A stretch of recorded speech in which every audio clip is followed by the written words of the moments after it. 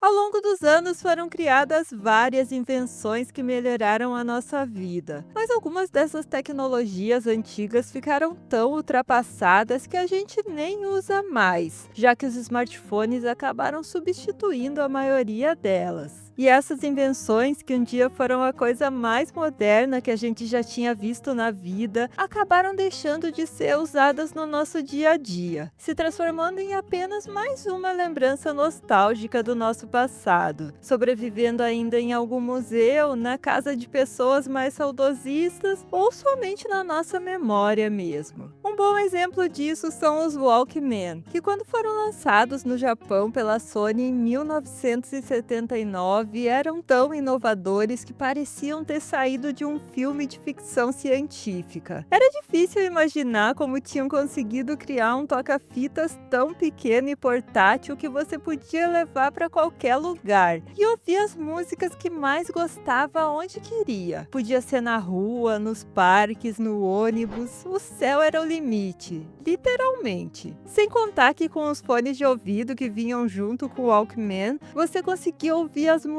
no volume que queria sem incomodar as outras pessoas, principalmente se seu gosto musical fosse meio duvidoso.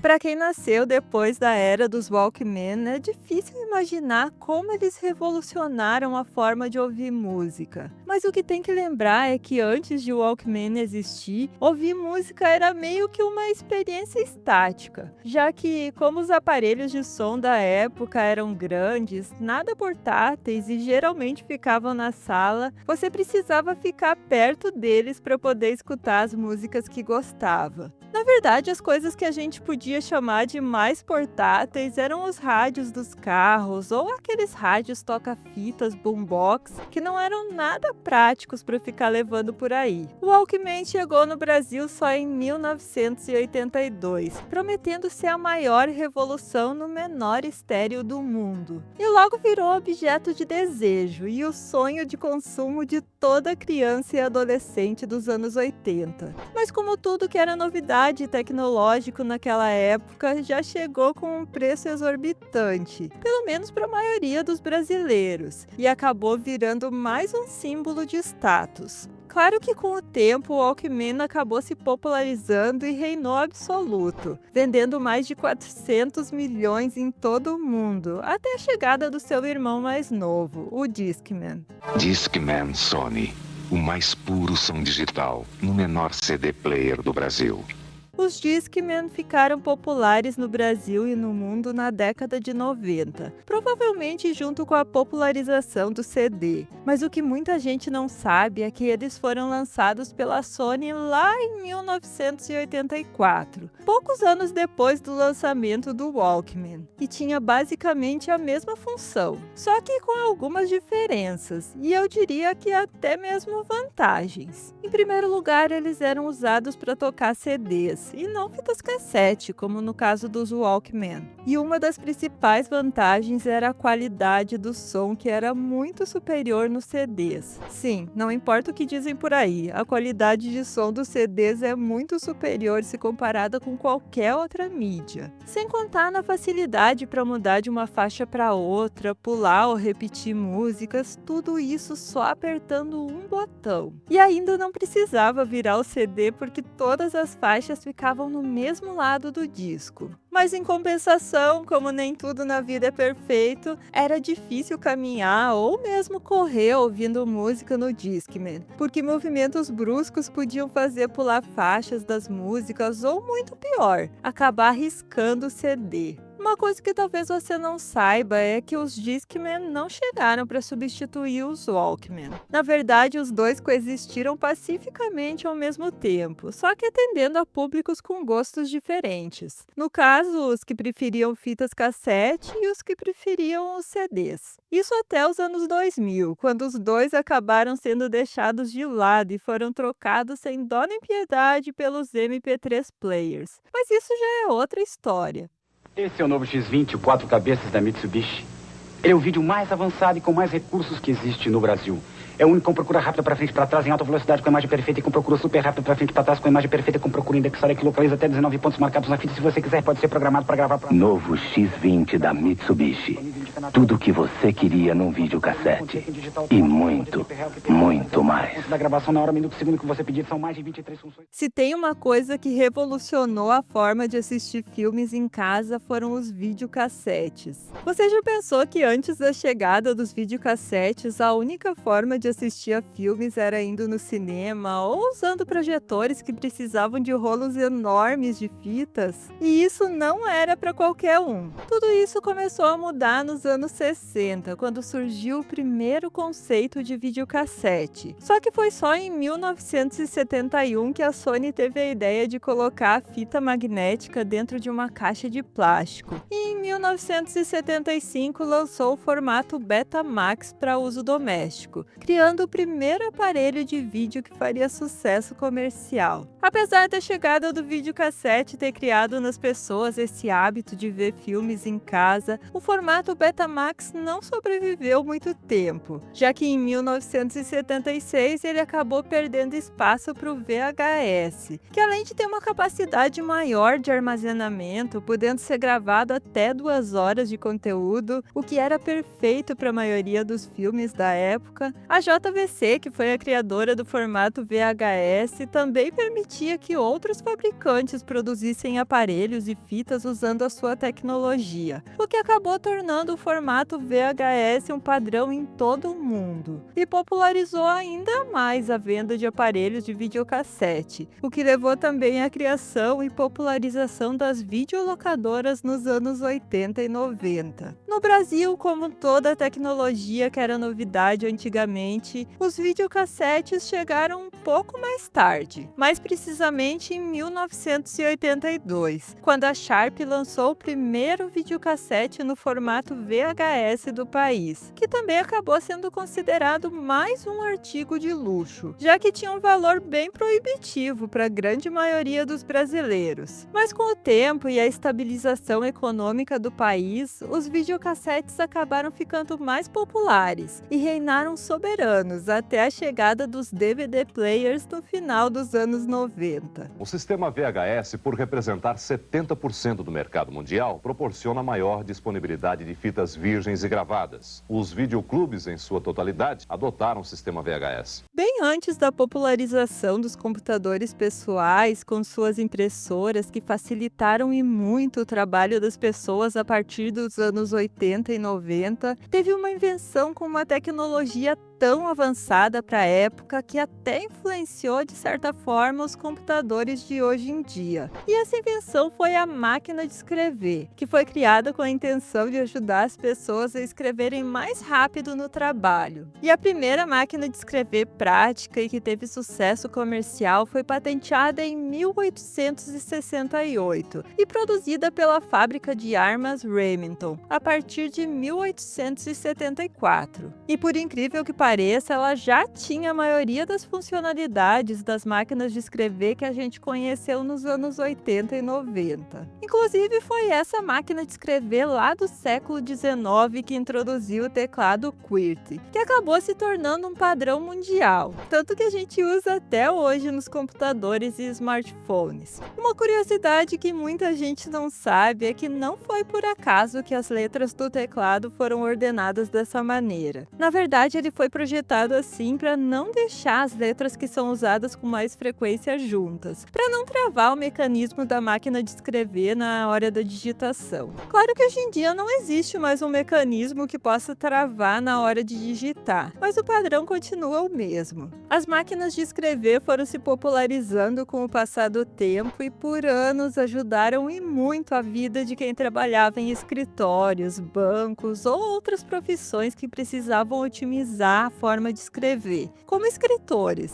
e marcou gerações com o seu som característico. Só que aos poucos foi perdendo espaço ao longo dos anos, primeiro com a chegada dos processadores de texto nos anos 70 e tiveram seu golpe final com a chegada e popularização dos computadores e impressoras entre os anos 80 e 90. Hoje praticamente viraram peça de museu ou decoração na casa das pessoas mais saudosistas.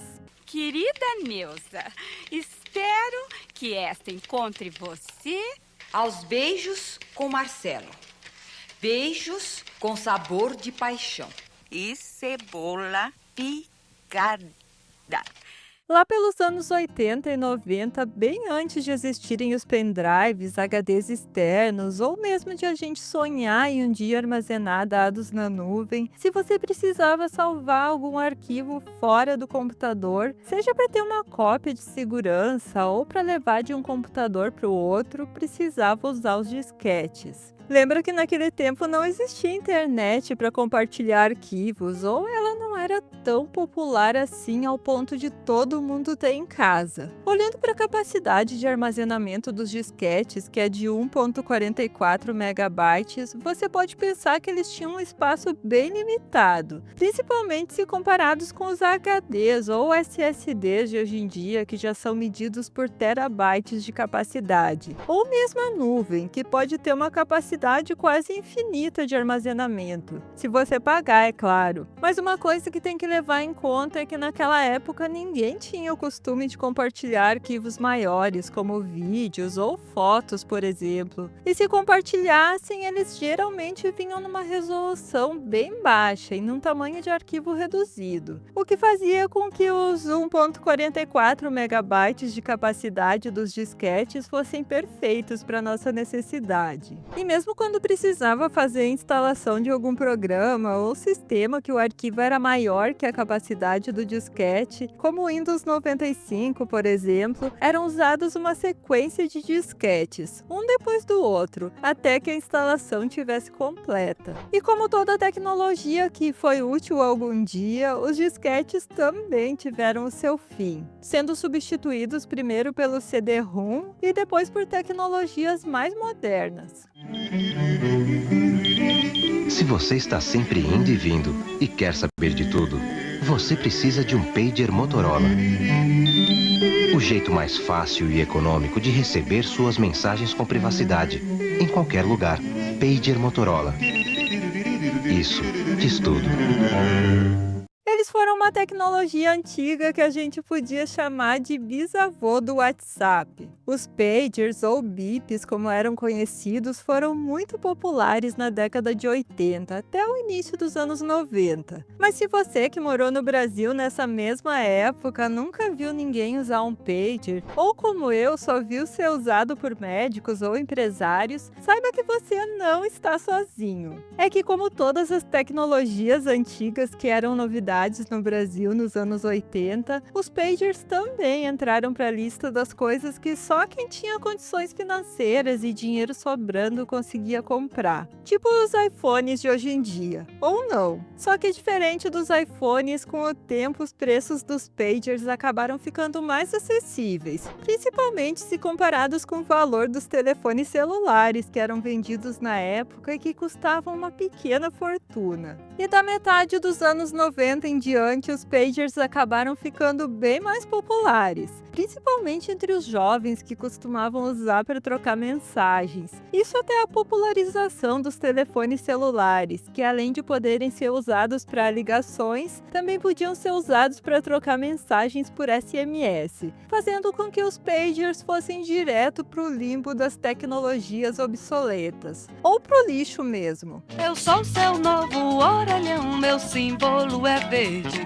Eu ligo ou recebo a chamada que quiser. Os orelhões são sem dúvidas um dos maiores símbolos da era pré-telefones celulares, ou mesmo pré-telefones de linha em casa. E acho que não existe uma pessoa que viveu no Brasil dos anos 80 e 90 que não tenha pelo menos uma história nostálgica envolvendo o orelhão para contar. Quem não lembra de combinar com um amigo ou algum parente de ligar no telefone da praça? Sim, a gente decorava os números dos orelhões e marcava ligações ligações no telefone público. O problema é que sempre tinha uma mala ocupando o orelhão bem na hora que você estava esperando a sua ligação. E você sabia que o orelhão nesse formato que a gente conheceu foi inventado no Brasil? O telefone público existe no mundo inteiro, mas esse design icônico em formato de concha acústica foi criação nossa e depois que ganhou o mundo, sendo exportado para vários países. Ele foi criado em 1972 pela arquiteta e designer Xumin Silveira, que trabalhava na Companhia Telefônica Brasileira. Ele teve seu formato pensado para ser resistente a impactos e ao tempo, ao mesmo tempo que reduzisse os ruídos externos. Por isso que ele acabou com esse formato de capacete.